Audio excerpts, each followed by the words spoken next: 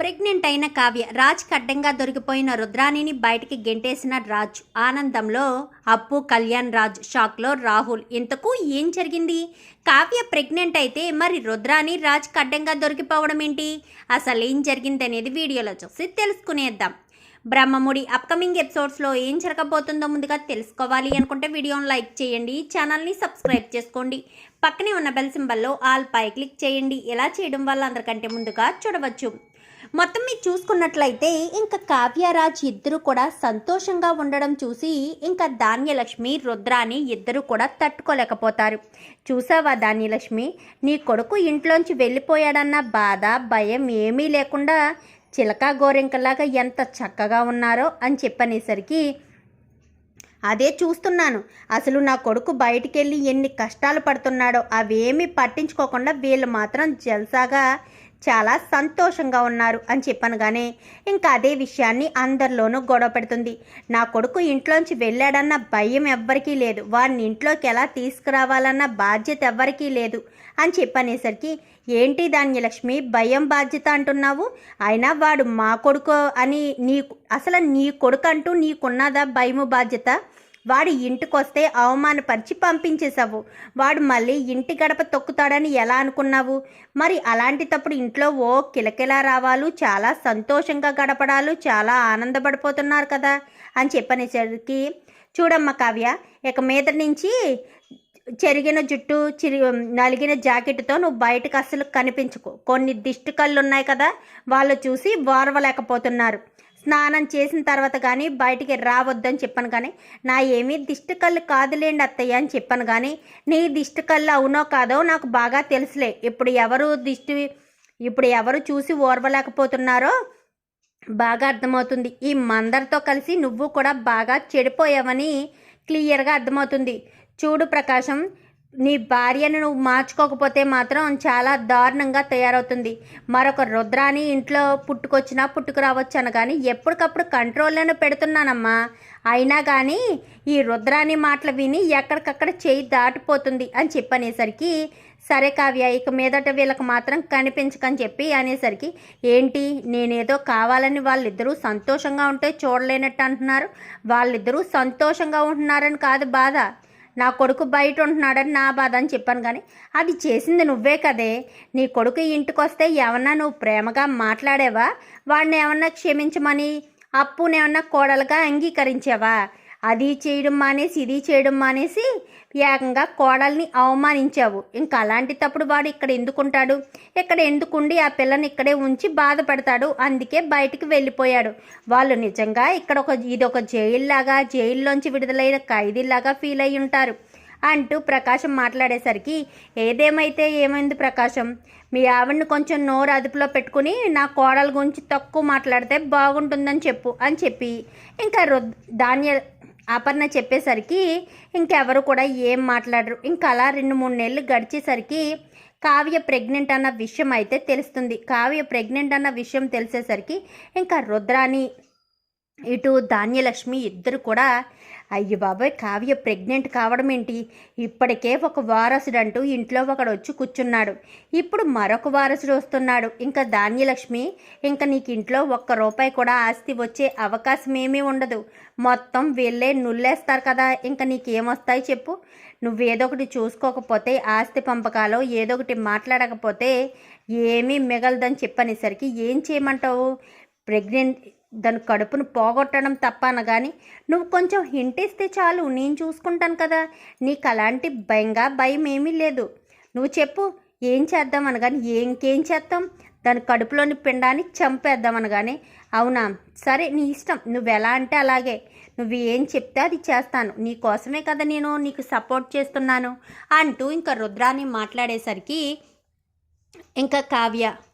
ఇంకా కావ్య అయితే రోజు హాస్పిటల్కి వెళ్తుంది. హాస్పిటల్కి వెళ్ళి రాజీ ఆ హాస్పిటల్కి దగ్గరుండి తీసుకెళ్తాడు. ఇంకా అపర్ణ మాత్రం కావ్య ప్రెగ్నెంట్ అన్న విషయం తెలిసిన తర్వాత అస్సలు ఒక్క క్షణం కూడా వదిలిపెట్టదు.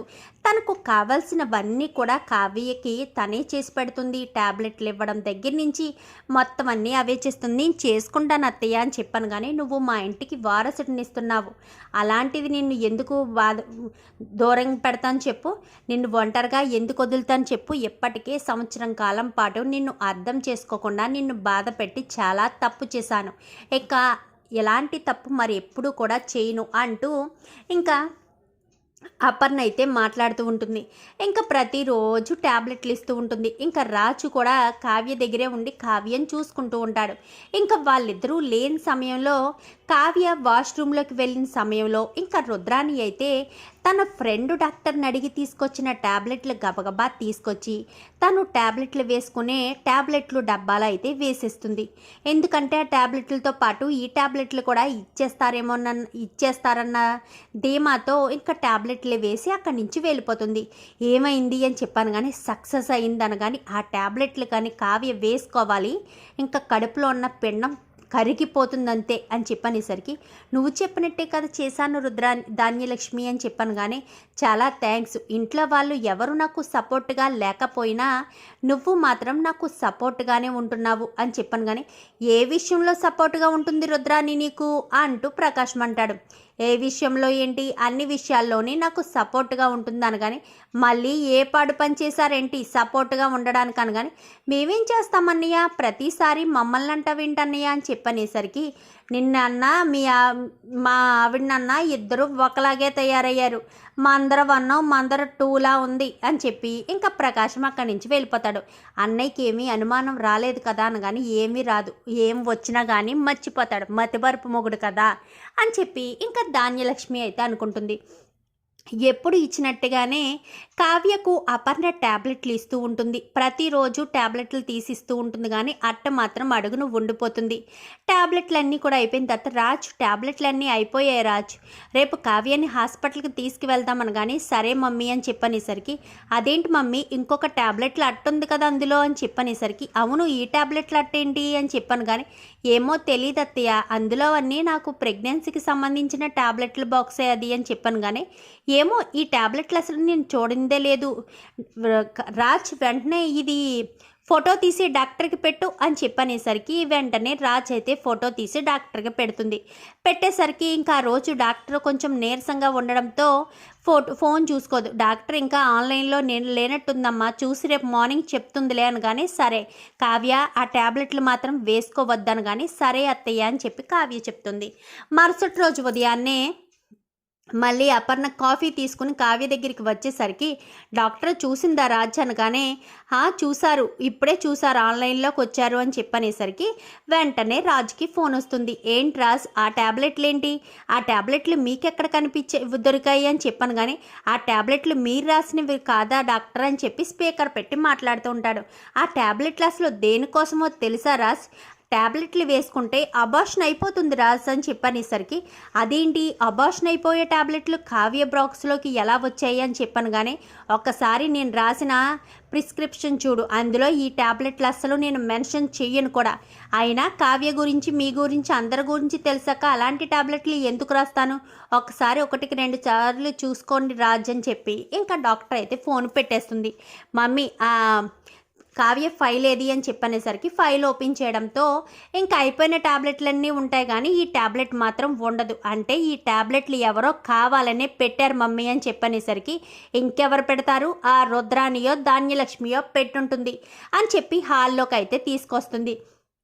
హాల్లోకి తీసుకొచ్చి అసలు ఈ ట్యాబ్లెట్లు కావ్య బాక్స్లోకి ఎవరు పెట్టారు అని చెప్పనేసరికి ఎవరు కూడా ఏం మాట్లాడరు. ఏంటి రుద్రాని నువ్వే పెట్టావా అని చెప్పాను. కానీ నాకేం తెలుసు, నేనేం పెట్టలేదు అని చెప్పనేసరికి నాకు తెలుసు నువ్వే పెట్టుంటావా అనగానే నీ ఫోన్ ఏదో ఒకసారి అని చెప్పనేసరికి నా ఫోన్ ఎందుకు, నా ఫోన్ ఇవ్వను అని చెప్పాను. కానీ ఇంక ఈ లోపు స్వప్న ఫోన్ లాక్కుంటుంది.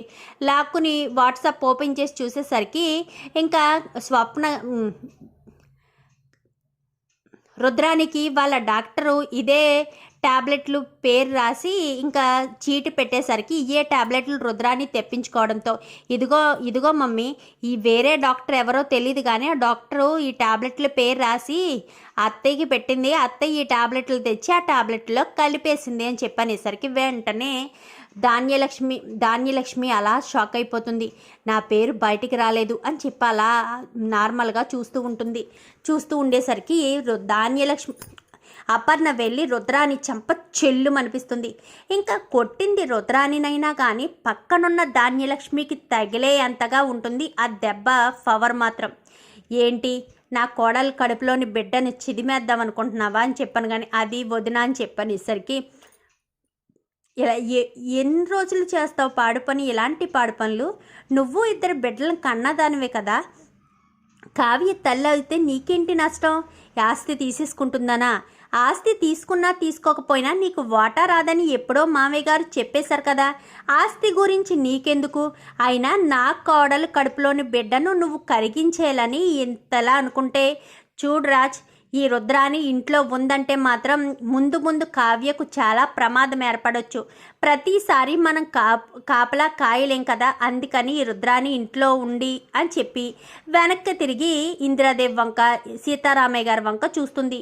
ఏంటి ఆపేసావు దాన్ని అపర్ణ, పూర్తి చెయ్యి, నువ్వే నిర్ణయం తీసుకున్నావో ధైర్యంగా చెప్పు, నువ్వు ఇంటి పెద్ద కోడల స్థానంలో ఉన్నావు, నీ నిర్ణయానికి ఎవరు ఎదురు నిలబడే హక్కు అధికారం ఎవరికీ లేదు అని చెప్పనేసరికి రాజ్ రుద్రాని అతను రాహుల్ని ఇద్దరిని ఇంట్లోంచి బయటికి పంపించేసే అని చెప్పనేసరికి మమ్మీ అని చెప్పాను, కానీ నేను ఇంటి పెద్ద కోడలుగా ఆజ్ఞ వేస్తున్నాను అని చెప్పనేసరికి అత్త పద అని చెప్పాను, కానీ అది కాదు వదిన, తప్పు అయిపోయింది, ఇంకెప్పుడు ఎలాంటి తప్పు చెయ్యను అని చెప్పాను, కానీ ఒక్కసారి చేసిన తప్పు మళ్ళీ చెయ్యను అని చెప్తే నమ్మేస్తానని ఎలా అనుకున్నావు, నీకేమీ తెలిసి తెలియక చేయలేదు కదా, కావాలనే కావ్య కడుపులోని బిడ్డను చంపడం కోసమే నువ్వు ఇదంతా చేసావు, మళ్ళీ చేయనంటే మళ్ళీ నిన్ను చేయనని చెప్పి పాముని పక్కలో పెట్టుకొని పడుకోవడం అంతే, పాము కరవదు కదా అని, కానీ కాటికి అలవాటు పడ్డ పాము ఎందుకు కరవదు, నువ్వు ఇలాంటి పనులకు అలవాటు పడ్డదానివి కాబట్టి ఖచ్చితంగా మళ్ళీ చేస్తావంటూ అపర్ణ అనేసరికి ఇంకా రాజ్ అయితే రుద్రాణిని బయటకి గెంటేస్తాడు. చూద్దాం రాబోయే ఎపిసోడ్స్లో ఏం జరుగుతుందో. వీడియో నచ్చితే లైక్ చేయండి, ఛానల్ని సబ్స్క్రైబ్ చేసుకోండి, పక్కనే ఉన్న బెల్ సింబల్లో ఆల్ పై క్లిక్ చేయండి. ఎలా చేయడం వల్ల అందరికంటే ముందుగా చూడవచ్చు.